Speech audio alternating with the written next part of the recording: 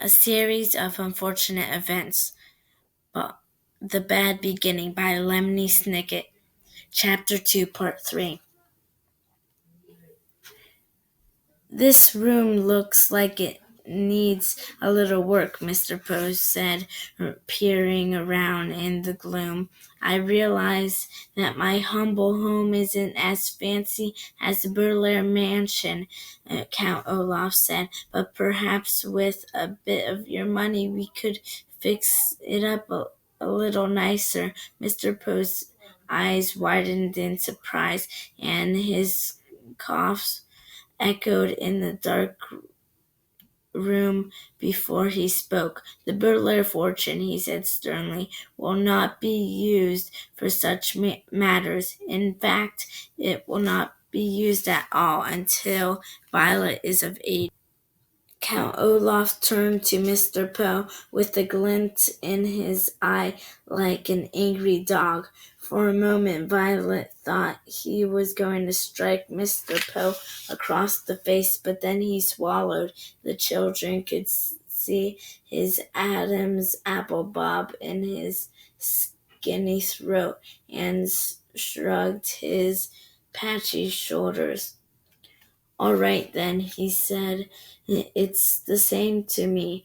Thank you very much, Mr. Poe, for bringing them here, children. I will now show you to your room. Goodbye, Violet, Klaus, and Sunny, Mr. Poe said, stepping back through the front door. I hope you will be very happy here. I will continue to see you occasionally, and you can always contact me at the bank if you have any questions. But we don't even know where the bank is, Klaus said. I have a map of the city, Count Olaf said. Goodbye, Mr. Poe. He leaned forward to shut the door, and then the Baudelaire orphans were too overcome with despair to get a last glimpse of Mr. Poe.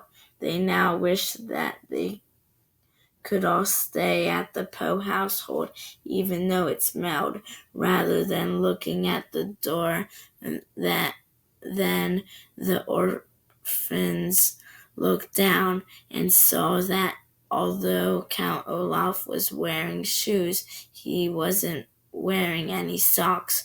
They could see in the space of pale skin between his tattered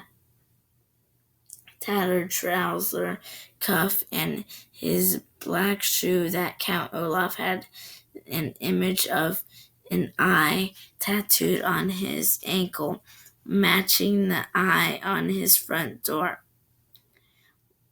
They wondered how many other eyes were in Count Olaf's house, and whether for the rest of their lives they would always feel as though Count Olaf were watching them, even when he wasn't nearby.